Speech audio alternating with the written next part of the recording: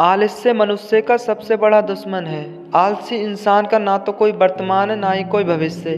आलस में जीवन बिताना मनुष्य के शरीर को बहुत नुकसानदायक होता है। जो लोग हर काम के लिए ये कहते हैं कि बाद में करेंगे, उनकी जिंदगी में हर काम अधूरा रह जाता है। वो किसी काम को पूरा नहीं कर पाते। ऐसे लोगों को लगता है हमारे पास बहुत समय है, पर वो अपने जीवन में आलस की वजह से कुछ नहीं कर पाते हैं।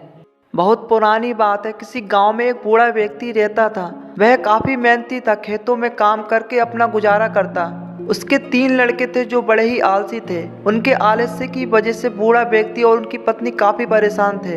दोनों अपने लड़कों को समझाने की कोशिश करते, लेकिन तीनों अपने आलसीपन से बाज नहीं आए। एक दिन बूढ़ा व्यक्ति संसार को छोड़ के चल बसा। बूढ़ी औरत ने अपने बेटों को खेत पर जाने के लिए कहा, लेकिन वो गए नहीं। जब तक अनाज था, बूढ़ी औरत ने उनको बना बना कर खिलाया। आखिर में एक दिन घर का सारा अनाज खत्म हो गया। जब घर में एक भी दाना नहीं बचा तो बूढ़ी औरत ने अपने बेटों से काम धंधे के लिए कहा, लेकिन वे तब भी नहीं गए। एक दिन सुबह बूढ़ी औरत उठकर रोने लगी। माँ को रोता देखकर उसके बेटों ने पूछा तो माँ ने बताया, सपने में तुम्हारे पिताजी आए थे। उन्होंने बताया कि यदि तुम लोग खेत में से गड़ा हुआ धन निकाल कर ले आओ तो तुम्हारी गरीबी दूर हो सकती है।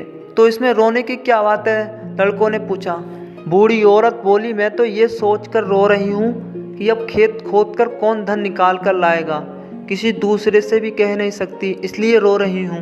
बूढ़ी औरत की बात सुनकर तीनों बेटे खेत में जाकर जमीन की खुदाई करने लगे। तीनों बेटे एक ही जगह खुदाई कर रहे थे। ये देखकर बूढ़ी औरत ने कहा, धन खेत में कहीं भी हो सकता है, इसलिए पूरे खेत की अच्छे से खुदाई करो। पूरा खेत खुद जाने के बाद जब धन नहीं मिला तो तीनों बेटे नाराज हो गए। बूढ़ी औरत ने कहा, ठीक है, सपने में तुम्हारे पिता के आ जाने पर इसकी शिकायत करूंगी। जब खेत की खुदाई हो गई, क्यों न इसमें अनाज बो दिया जाए। बेटों ने अनाज बो दिया। कुछ ही दिनों में खेत में फसल लहराने लगी।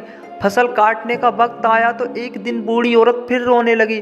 बेटों ने पूछा, अब क्या हुआ? बूढ़ी औरत ने कहा, तुम्हारे पिता सपने में आए थे और कहने लगे फसल को काट कर बाजार में बेच कर आओ, तब तुम्हें धन के बारे में बताएंगे। बेटों ने धन के लालच में फसल को काटा और फसल काट कर बाजार में बेचने गए। फसल बेचने पर उन्हें धन मिला तो तीनों बेटे बहुत खुश हुए। उस दिन से तीनों बेटों ने आलस्य त्याग कर खेत में काम करना शुरू कर दिया। जब भी आप कोई काम करें तो उसे पूरा करें, उसे आधे में ना छोड़ें। जब आप उस काम को आधे में छोड़ देते हो, आप कभी भी कोई काम पूरा नहीं कर सकते।